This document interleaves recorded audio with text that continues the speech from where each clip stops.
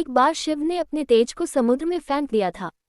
उससे एक महातेजस्वी बालक ने जन्म लिया। यह बालक आगे चलकर जलंधर के नाम से पराक्रमी दैत्य राजा बना। इसकी राजधानी का नाम जलंधर नगरी था। दैत्यराज कालनेमी की कन्या वृंदा का विवाह जलंधर से हुआ।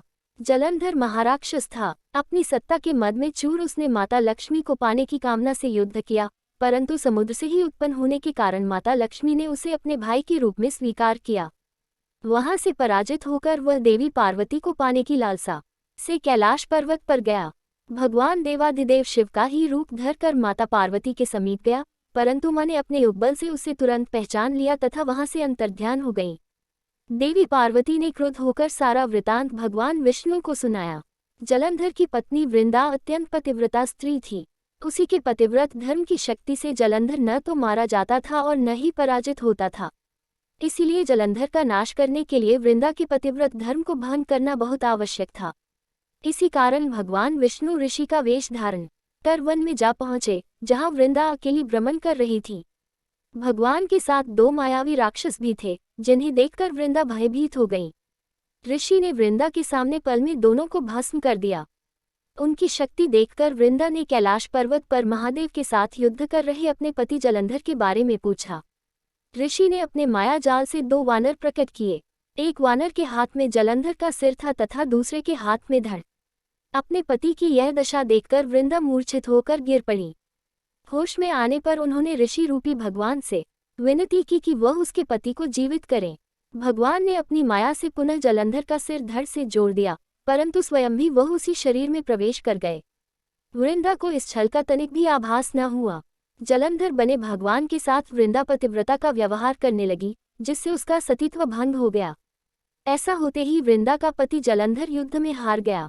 इस सारी लीला का जब वृंदा को पता चला तो उसने क्रुद्ध होकर भगवान विष्णु को हृदयहीन शिला होने का श्राप दे दिया। अपने भक्त के श्राप को भगवान विष्णु ने स्वीकार किया और शालिग्राम पत्थर बन गए। सृष्टि के पालनकर्ता के पत्थर बन जाने से ब्रह्मांड में असंतुलन की स्थिति हो गई। यह देखकर सभी देवी देवताओं ने वृंदा से प्रार्थना की वह भगवान विष्णु को श्राप मुक्त कर दे। वृंदा ने भगवान विष्णु को श्राप मुक्त कर स्वयं आत्मदाह कर लिया। जहां वृंदा भस्म हुई वहां तुलसी का पौधा उगा। भगवान विष्णु ने वृंदा से कहा, हे वृंदा, तुम अपने सतीत्व के कारण मुझे लक्ष्मी से भी अधिक प्रिय हो गई हो। अब तुम तुलसी के रूप में सदा मेरे साथ रहोगी। तब से हर साल कार्तिक महीने के देव उठावनी एकादशी का दिन तुलसी विवाह के रूप में मनाया जाता है। जो मनुष्य भी मेरे शालिग्राम रूप के साथ तुलसी का विवाह करेगा उसे इस लोक और परलोक में विपुल यश प्राप्त होगा। उसी दैत्य जलंधर की यह भूमि जलंधर नाम से विख्यात है। सती वृंदा का मंदिर मोहल्ला कोट किशनचंद में स्थित है। कहते हैं कि इस स्थान पर एक प्राचीन गुफा भी थी जो सीधी हरिद्वार तक जाती थी। सच्चे मन से 40 दिन तक सती वृंदा देवी के मंदिर में पूजा करने से सभी मनोरथ पूर्ण होते हैं।